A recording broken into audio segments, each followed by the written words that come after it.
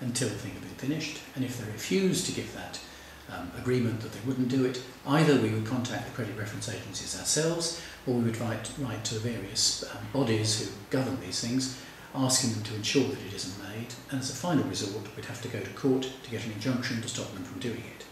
Now there's every reason to think that that injunction application will succeed, and I'm aware of many cases where it has actually succeeded.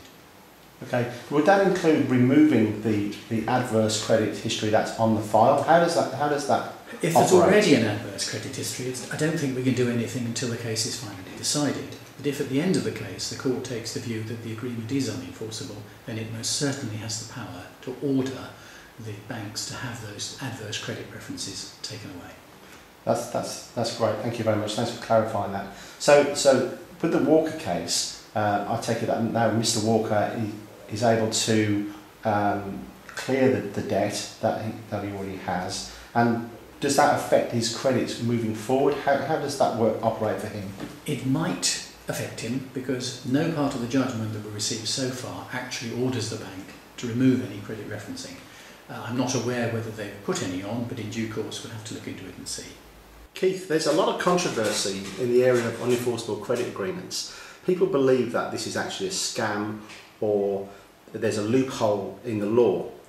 We know that that isn't correct. However, could you please explain to the clients and our introducers exactly how this is applied in layman's terms so everybody understands? The Act is very complicated and it's very difficult to simplify it, but the essence of the Act was to protect borrowers against lenders who were trying to take advantage of them. That was the essence of it. And the essence of the regulations that have been made under the Act are to ensure that the borrower fully understands everything that he's doing and the cost of what he's doing. He needs to be told with precision how much money he's borrowing and what the cost of that borrowing is to him. The rules are very strict. The rules say that if the lender gets it wrong, then he's going to end up with an unenforceable agreement. Now, I have a quote from the man who actually drafted the Consumer Credit Act of 1974, and it might be worth reading out what he actually says. He says, I included the provision in question, which out of interest is section 127 brackets 3 of the Act, entirely on my own initiative.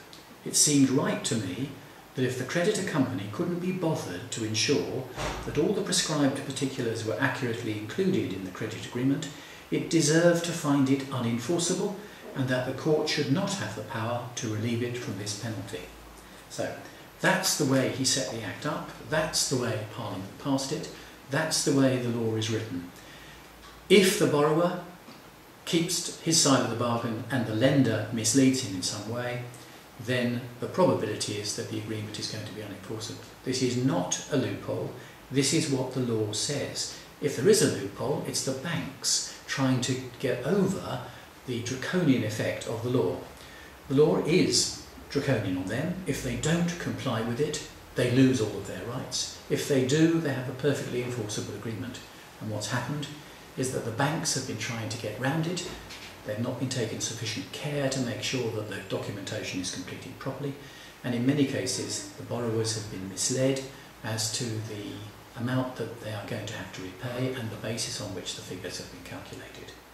I have little sympathy for the banks in those circumstances, and I agree with Mr. Benyon, who drafted the Act, that the effect should be that if the bank gets it wrong, it loses out. Just one question for you, Keith. Mr. Benyon, how long ago did he actually write that statement? This was a quote from 2003, shortly after the important case of Wilson and First Counties had gone to the House of Lords. So Keith, there's a lot of misunderstanding about the legal process. You know, people want to know how long it takes, what's involved, and what the process is. Our introducers and clients are always asking us what this is about. So could you just please explain to us, on the basis that an agreement has been passed to you, it's been through the checker process, the checker has provided the information that it is actually unenforceable, what is the process from when we pass it to you, and could you take us through that whole scenario so everybody can understand in layman's terms how that would work? Theoretically, the process is simple and ought to be quick. In practice, it isn't, because it's very much in the lender's interests to delay these things as long as it possibly can. And the reason I say that is because if they settle one case in a month, they would therefore have 12 cases settled against them in 1 year. If they make the case last for 12 months, then only one case is going to be settled in their year. It is in the interest of the bank to delay these things as long as possible. Part of our job is to try to make that delay as short as possible.